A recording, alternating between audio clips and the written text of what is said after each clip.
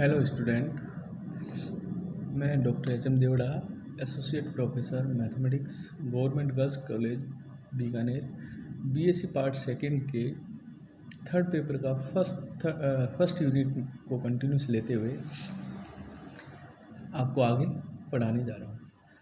Topic है आपके तीन से अधिक क्रियाशील बलों के अंतर्गत किसी दृढ़ पिंड की साम्यावस्था के लिए व्यापक प्रतिबंध लिखिए। अब इसमें ये व्यापक प्रतिबंध लिखिए जब तो आपके शॉर्ट आंसर टाइप का क्वेश्चन आता है, और अगर आपको आ जाए जैसे तीन इसके प्रतिबंध है, तीनों प्रतिबंध को अगर प्रूफ किया जाए तो आपको प्रूफ सहित अगर पूछे तो बड़ा क्वेश्चन भी पूछ सकते हैं। तो आपको इस को ध्यान रखना है कि सवाल में प्रतिबंध पूछा है जब तो केवल फर्स्ट सेकंड थर्ड, और अगर आपको कहता है प्रतिबंध का सत्यापन कीजिए तो आपको इसका पूरा डिटेल व्यापक प्रतिबंध भी लिखना है उसका, और उसका प्रमाण भी साथ में देना है। जैसे पहला प्रतिबंध आपका है, किसी दृढ़ पिंड पर क्रियाशील समतलीय बल निकाय साम्यावस्था में होगा यदि दो समकोणिक दिशाओं में उनके वियोजित भागों का योग पृथक पृथक शून्य हो, और यदि बलों के इस समतल में स्थित किसी बिंदु के सापेक्ष आघूर्णों का बीजीय योग शून्य हो। अर्थात क्या कह रहा है, अगर बल क्रियाशील बल समतलीय जो है निकाय है वो साम्यावस्था में होता तो समकोणिक दिशाओं में इसके वियोजित भागों का योग पृथक पृथक शून्य हो। इसका मतलब इसके R X, R Y, R Z सारे के सारे शून्य हो, तथा इनके मध्य जो आघूर्ण है बिंदुओं के सापेक्ष आघूर्ण, जैसे ओ के सापेक्ष ए का, ओ के सापेक्ष बी का, ओ के सापेक्ष सी का, उनका बीजीय योग भी शून्य होना चाहिए। तो इसका प्रमाण के लिए हमने माना है कि यदि पिंड साम्यावस्था में हो तो उसका परिणामी का परिमाण r बराबर 0 होता है, और हम जानते हैं कि परिणामी बल r बराबर होता है √r(x²) प्लस r(y²). आप चाहो तो इसमें अपने पहले वाला जो ये आर्टिकल लिया है उसके आपको मान सकते हैं, माना ओ ए कोई मूल बिंदु है, उसके सापेक्ष ओ ए है, आर एक्स दे रखा है, ओ ए बी आपको इसको आर वाई ले सकते हैं, इसका परिणामी आर है, वो समान चतुर्भुज वाला डायग्राम बना के भी समझाया जा सकता है। आपको इसमें क्या करना है, जब r बराबर 0 है तो समीकरण 1 में साम्यावस्था की कंडीशन है, दूसरे में परिणामी बल का हमें रिजल्ट पता है, तो उसमें r बराबर 0 करेंगे तो 1 और 2 से अपने करेंगे तो √r(x² प्लस r(y²) 0, तो इसका वर्ग करेंगे तो r(x² प्लस r(y²) 0, तो इसको आप 0 का स्क्वायर प्लस 0 का स्क्वायर भी लिख सकते हैं, तो r(x) बराबर 0 या तथा r(y) बराबर 0। जब r(x) और r(y) 0 है तथा इनके सापेक्ष आघूर्ण g का मान भी 0 होता है, तो ये आपके इसकी व्यापक की पहली कंडीशन है और उसका प्रमाण है। अब दूसरी कंडीशन आती है कि किसी दृढ़ पिंड पर क्रियाशील एक समतलीय बल निकाय साम्यावस्था में होगा यदि तीन असंरेखीय बिंदुओं के प्रत्येक के परित बलों के आघूर्णों का बीजीय योग शून्य होता है। अब इसमें आपका आता है संरेखीय का मतलब एक ही रेखा में हो, असंरेखीय का मतलब तीनों अलग अलग रेखाओं में हो। तो आपको असंरेखीय बिंदुओं के प्रत्येक परित का आघूर्ण निकालना है। तो हमने माना एक ओ एक मूल बिंदु है, तो इसके सापेक्ष अन्य दो बिंदुओं के निर्देशांक P और P' मान लिया, जिसके P के निर्देशांक h के है और P' के निर्देशांक h' k' है। यदि तीन बिंदु असंरेखीय होने पर हमें पता है कि h/k not equal to h'/k', और इसको क्रॉस मल्टीप्लिकेशन करेंगे तो h k' minus h' not equal to 0। ये आपका असंरेखीय होने का प्रतिबंध है। तो यदि O, P तथा P' के परित दिए गए आघूर्णों के बीजीय योग G1, G2, G3 मान लिया, क्योंकि आघूर्ण है तो O का सापेक्ष P के सापेक्ष और P' के सापेक्ष, तो हमें पता है कि G1 बराबर 0। पहला तो अपने हमेशा क्या है कि जो आघूर्णों का योग शून्य होता है। दूसरा हमने मान लिया minus G minus HR(y) plus KRX P के सापेक्ष, और तीसरा अपने P' के सापेक्ष लाएंगे तो H और डैश और K' रखना है, तो G3 equal to G minus R'(y) plus KRX equal to 0। तो ये समीकरण नंबर G1 बराबर 0 O के सापेक्ष, G2 बराबर आपने ये मान निकाला है, ये अपने P के सापेक्ष, और G3 आपके P' के सापेक्ष आघूर्ण निकाल लिया। हम जानते हैं कि G बराबर 0 होता है, तो जब G बराबर जब 0 करेंगे तो आपके समीकरण 3 और 4 से आपको हो जाएगा minus HR(y) plus KRX equal to 0 और minus H'(ry) plus K'(rx) equal to 0। अब समीकरण को क्या करना है अपने को, इसमें अपने G बराबर जब 0 रखेंगे तो आपके समीकरण ये आपके हो जाएगी समीकरण नंबर 6 और समीकरण नंबर 7। और 6 और 7 को जब अपने सोल्व करेंगे, जो अपने साइमल्टेनियस इक्वेशन को सोल्व करते हैं 2x प्लस 3y बराबर 5, 5x प्लस 7y बराबर 4, एलिमिनेशन मेथड से।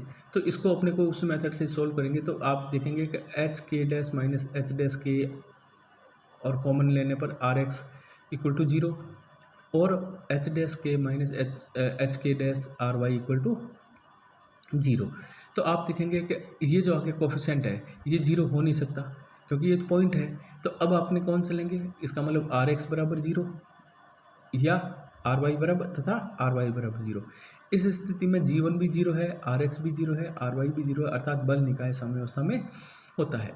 अब तीसरा अपने जो इसका प्रतिबंध है कि किसी दृढ़ पिंड पर क्रियाशील समतलीय बल निकाय साम्यावस्था में होगा यदि दो भिन्न भिन्न बिंदुओं के प्रत्येक के सापेक्ष आघूर्णों का बीजीय योग शून्य है और किसी दी गई दिशा के अनुदिश उन बिंदुओं को मिलाने वाली रेखा के लंबवत नहीं है तो बलों के वियोजित भागों का योग बीजीय योग शून्य होता है। तो इसमें अपने को पहले दे रखा है कि प्रत्येक बिंदु के सापेक्ष आघूर्णों का बीजीय योग शून्य होता है, ये गिवन है। तो हमने मान लिया दो बिंदु, एक है बिंदु O है उसके निर्देशांक 0 0 है, दूसरा बिंदु अपने P मान लिया तो उसके निर्देशांक H के है। यदि x अक्ष की दी गई दिशा और G और G डैश हो तो O के सापेक्ष आघूर्ण G मान लिया और P के सापेक्ष आघूर्ण G डैश मान लिया। तो इनके सापेक्ष आघूर्णों का बीजीय योग शून्य है, ये अपने को गिवन है। तो G बराबर जीरो तो G डैश बराबर G minus H R Y plus K R X equal to zero, जो फॉर्मूले अपने प्रूव कर सके, और R X equal to zero. अब जब R X equal to zero क्यों लिखा है, क्योंकि इन्होंने कहा है कि अपने इसमें आघूर्ण क्रियाशील है तो अपने साम्यावस्था में है, तो साम्यावस्था में तो आर एक्स बराबर जीरो होगा, या आप आर वाई बराबर जीरो लेके आर एक्स जीरो प्रूव कर सकते हो, और आर एक्स जीरो ले लिया तो आर वाई, तो अपने इसमें आर एक्स इक्वल टू जब जीरो लिया है और जी इक्वल टू जीरो है तो दो में मान रख दो, तो जैसे मान रखेंगे तो अपने इसमें क्या आ जाएगा आर वाई का मान जीरो, और या 1, 3 तथा 4 से देखेंगे अर्थात बिल निकाय जो है साम्यावस्था में होता है। इसका अपोजिट भी अपने इसको ले सकते हैं, यदि आर वाई बराबर जीरो 3 नंबर ले लो तो R X equal to zero prove हो जाएगा। तो इससे क्या होगा, बल निकाय साम्यावस्था में होता है। अब मैंने आपके क्वेश्चन लिया बुक से, जैसे एग्जांपल दे रखा है पहला जो पेपरों में भी आ चुका है, त्रिभुज ए बी सी की भुजाएं B C C A B के अनुदिश क्रमशः बल पी क्यू आर है। इसका मतलब इसमें ध्यान रखना है कि आपको जो बिंदु दे रखा है बी सी, इसका मतलब बी से सी है तो बल लग रहा है पी, सी ए इसका मतलब सी से ए की दिशा में है तो बल लगने वाला है अपना क्यू क्रियाशील, और ए बी इसका मतलब ए से बी की ओर है, उसमें आपकी डायरेक्शन दे रखी है और उस पर लगने वाला बल पी डैश है, और बल P dash Q dash R क्रमशः ओ ए ओ बी और ओ सी। इसका मतलब ओ ए की दिशा में पी डैश है, ओ बी की दिशा में क्यू डैश है और ओ सी की दिशा में आर डैश अनुदिश क्रियाशील बल है। यदि जहाँ ओ वृत्त का परिवर्त केंद्र, अब परिवर्त केंद्र और अंतर्गत केंद्र क्या होता है, अंत केंद्र, परिवर्त केंद्र दे रखा है, यदि 6 बल साम्यावस्था में हो तो सिद्ध करना अपने को P cos A plus Q cos B plus R cos C equal to zero, और बी पार्ट में प्रूव करना है कि पी पी डैश बटा ए क्यू क्यू डैश बटा B plus R R dash बटा सी। तो हम इसमें इसको प्रूव करने के लिए अपने क्या करना है कि मान लिया आपने ये ट्राइंगल लिया है ए बी सी ट्राइंगल, और आपने देखा होगा बी सी की दिशा में डायरेक्शन दे रखा पी बल है, क्यू बल है, आर बल है, ओ बिंदु ले लिया इनका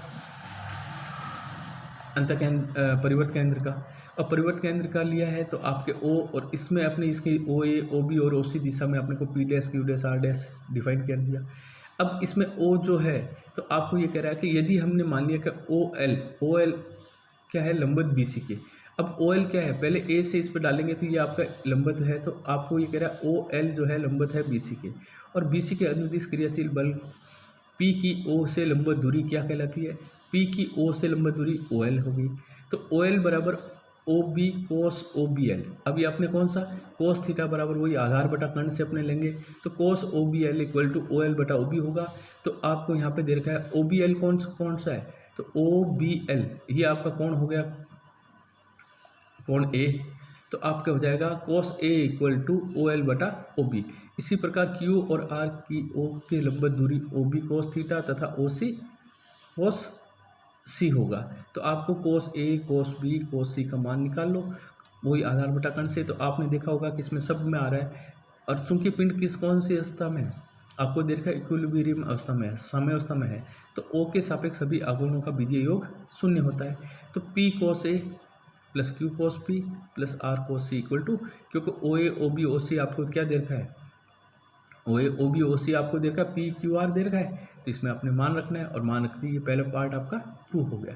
अब इसमें आपका आता है दूसरा पी अगुण निकालना। तो ए के सापेक्ष अवगुणों का योग क्या है, शून्य है। तो बल कौन सा है आपका, पी है। और इसके बाद में जैसे पैसे कोस का निकाला, इसी प्रकार अपने को साइन ए साइन बी का साइन 90 माइनस बी का साइन 90 माइनस सी का अपने को निकालना है। तो साइन थीटा बराबर वही लंब बटा कर्ण से निकालेंगे।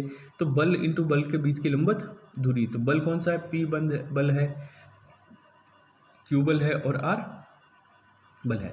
तो आपका ये जो बल है तो इसमें अपने आएगा P A B sine B plus R dash A C cos sine 90 minus B minus Q dash into A C cos 90 sine 90 minus C equal to. अब त्रिभुज ए बी सी में का क्षेत्रफल होता है, तो त्रिभुज का क्षेत्रफल होता है 1/2 A B into dot B C sine B. तो ट्राइंगल्स के इसको डिफाइन करेंगे तो A B sine B equal to हो गया टू ट्राइंगल अपॉन ए। तो अपने को साइन बी का मान रखेंगे, तो पी 2 ट्राइंगल बटा A R dash B cos B minus Q dash C cos C. इसी प्रकार बी के सापेक्ष आघूर्ण लेंगे तो आपको बी में हमें क्या आ जाएगा, क्योंकि ए पे बल है पी, तो बी क्या हो जाएगा, क्यू ट्राइंगल 2 डेल्टा बटा B plus P dash C cos C minus R dash cos A. और सी के सापेक्ष आघूर्ण लेंगे तो ये। अब 1 2 3 अपने आ गया, तो पी क्यू आर में आ रहा है, तो आपको पहली समीकरण जो है उसको पी डैश से, दूसरे को क्यू डैश से, तीसरे को आर डैश से गुणा करके अपने को ऐड करेंगे। तो आप देखेंगे कि राइट हैंड साइड के फैक्टर जो है आपके एक दूसरे से कैंसिल, प्लस और माइनस फैक्टर आने से वो कैंसिल हो जाते हैं। तो आपका बजाएगा 2 delta triangle P P dash बटा A plus Q Q dash बटा B plus R R dash बटा सी। ट्राइंगल का कभी मान शून्य नहीं होता है, अतः ट्राइंगल नॉट इक्वल टू 0, तो आपका हो जाएगा पी पी डैश बटा A plus Q Q dash बटा B plus R R dash बटा सी इक्वल टू 0। फिर मैंने एक बाकी एग्जाम्पल इसी प्रकार के हैं। एग्जाम्पल नंबर 6 जो है आपका, उसमें थोड़ा सा आपको दे रखा है कि एक भारहीन डोरी ए बी सी डी 2 बिंदुओं ए और ई से लटक रही है और प्रत्येक डब्लू के भार में 3 कण बी सी और डी पर लटक रहे हैं। डोरी में 3 भार ए बी बी सी और सी डी क्षैतिज के साथ कण से कोण अल्फा बीटा और गामा बनाते हैं। तो सिद्ध कीजिए 2 tan beta equal to tan alpha minus tan gamma.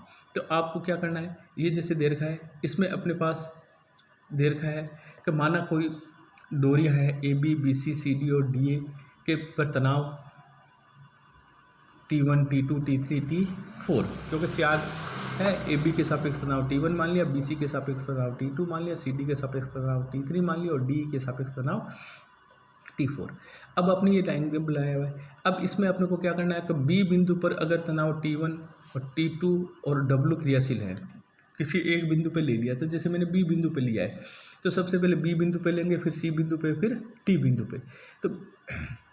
तो लामी प्रमेय में क्या था, T1 बटा साइन सी बी डब्ल्यू, T2 बटा साइन ए बी डब्ल्यू और W बटा साइन ए बी सी। तो T2 पर आपको लास्ट के 2 फैक्टर लेने हैं, तो लास्ट के 2 फैक्टर लेंगे तो T2 का मान आ जाएगा साइन ए बी डब्ल्यू बटा साइन ए बी सी और होल मल्टीप्लाई W।